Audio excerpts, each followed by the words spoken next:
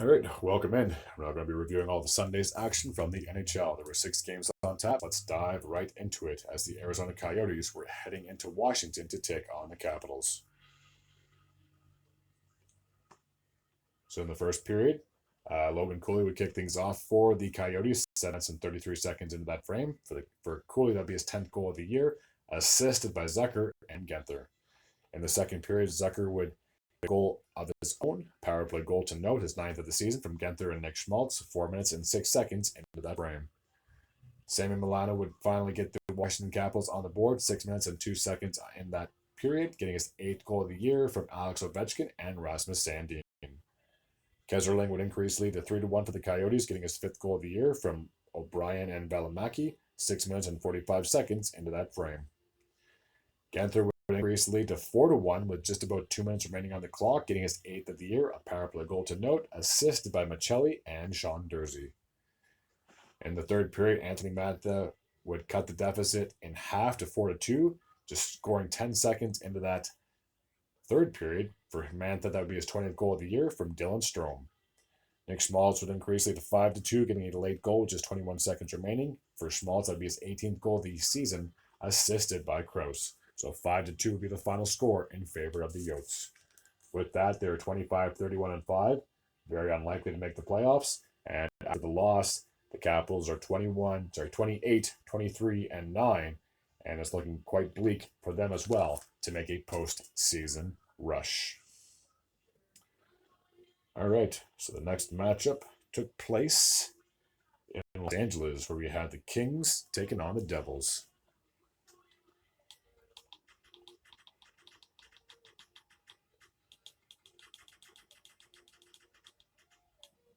All right, let's take a look and see how this game went. So in the first period, Meyer would kick things off the Devils. Just 15 seconds into the frames, the fans are just getting into their seats, and the opening goal happened. Fortunately, it was for the away team, assisted by Hischier. Philip Deneau would tie the game up 7 minutes and 56 seconds into that frame, getting his 12th of the year from Kevin Fiala and Garakov. Lafayette would give the Kings a 2-1 lead with 5 minutes and 11 seconds to go. His 9th of the year from Pierre-Luc Dubois.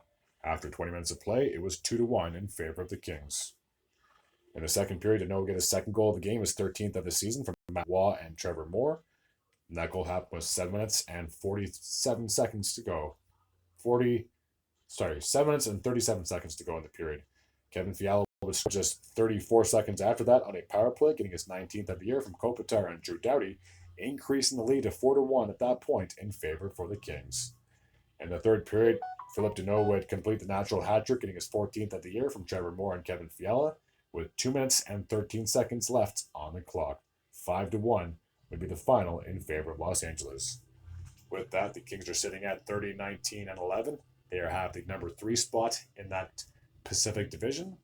And as for the Devils, they're 30, 27, and 4. And it's looking bleaker and bleaker for this team to get back into the postseason action, which is a shame because they had such a wonderful season last year, only for it to kind of crumble apart the following season. All right, the next matchup took place in Buffalo, where we had the Sabres, and they were playing against the Winnipeg Jets. All righty, let's take a look and see who won this matchup and who scored. So in the first, Peterka would kick things off for the Sabres with 2 minutes and 27 seconds to go. That'd be his 20th goal of the year from Okposo and Jeff Skinner.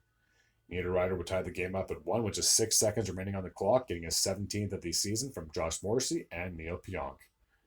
Robinson with his 3rd goal of the season for the Buffalo Sabres in the second period, 9 minutes and 20 seconds of that frame, assisted by Krebs and Jadon. Oh my gosh, I can't believe I still can't pronounce this guy's name. Girgensons. That'd be his first assist of the season. Wow. Alrighty, so after 40 minutes of play, it would be 2-1 in favor of the Sabres. Josh Morrissey would tie the game up with 9 minutes and 22 seconds to go, his 8th of the year from Shively and Namestnikov. Barron would give the Jets a 3-2 lead, his 10th of the year, assisted by Perfetti, and that goal happened with 6 minutes and 5 seconds to go on the clock. Nemesnikov would increase lead to 4-2 with a minute and 21 seconds to go. His 8th of the year from Kyle Connor. And Sean Monahan, that guy has just been an absolute beast, would increase lead to 5-2, getting his 21st of this season from Adam Lowry and Mason Appleton. And that will happen with just 54 seconds to go on the clock. So with the victory, the Jets are sitting 38-17-5, second in that Central Division. And after the loss, the Sabres are 29-29-4. And it's more likely they're going to be sellers once the trade deadline kicks off. All right, the next matchup took place in Minnesota, where we have the Wild as the home team playing against the San Jose Sharks. Let's take a look and see how this game went. Granlund would kick things off in the second period, getting his 8th of the year, a power play goal, a minute and 41 seconds into that frame. Nico Sturm would increase the lead to 2-0, getting his 5th of the year, a short-handed goal, 4 minutes and 56 seconds on the clock. Exactly 50 seconds after that, Gaudreau would score to get the Wild on the board, a power play goal, his 4th of the year from Chisholm and Broden. Kaprizov would score a minute and 15 seconds after that, tying the game up at 2, assisted by Shaw. After 40 minutes of play, it was all tied up at 2. Anthony Duclair would score just 23 seconds into that third period, getting his 14th goal of the year. Kaprizov would get his second goal of the game, 2 minutes and 38 seconds, his 28th of the year, assisted by Boldy.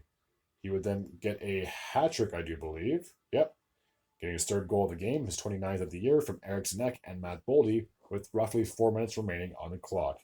4-3 would be the final score in favor of the Wild. With the victory, they're 29-27-6, still on the outside looking in when it comes to the playoffs. And for the Sharks, 15-38-7 is where we stand at the end of this game. All right, the next matchup took place in Anaheim, where we had the Ducks as the home team. And they were playing against the Vancouver Canucks. So the Battle of the Yucks. All right, let's take a look and see how this game went. So Höglander would kick things off in the first period for the Vancouver Canucks, getting his 19th goal of the year from Quinn Hughes and Hronek, just a minute and 37 seconds into the period. Alex Killorn would tie the game up 4 minutes and 15 seconds, getting his 9th goal of the year from Max Jones and Vekanainen. In the second period, Connor Garland would give the Canucks a 2-1 lead, his 12th of the season from Zadorov and JT Miller, 3 minutes and 34 seconds in that period. There was no scoring the rest of the game, so that's where we would stand at the end of regulation. 2-1 would be the final score. With the victory, the Canucks are 39-17-7, still sitting first in that Pacific Division. And after the loss, the Ducks are 22-36-3.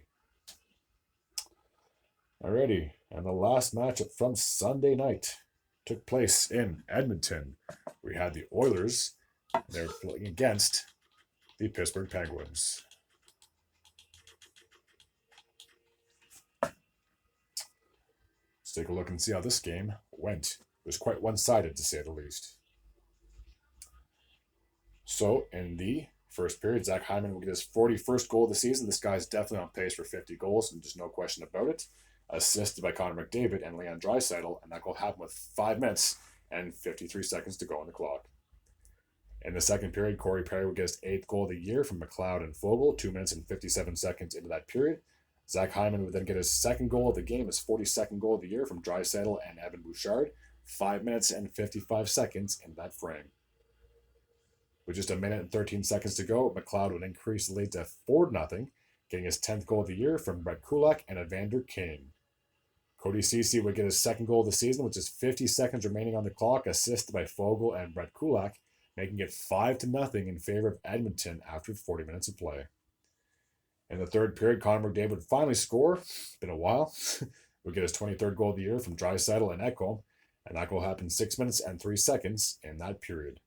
Evgeny Malkin would finally get the Penguins on the board, but it'd be too little too late at that point. That'd be his 17th goal of the season from Riley Smith and Raquel, and that goal happened with 7 minutes and 37 seconds to go on the clock. So 6-1 would be the final score in favor of the Oilers. With the victory, they're 37-20-2, sitting second in that Pacific Division, while after the loss, the Penguins are 27-24-8, And for a team that had high expectations, they obviously traded for Erik Karlsson in the offseason to try to get this team more motivated and better. But unfortunately, it's looking like this could be 2 consecutive seasons where the Penguins miss the postseason.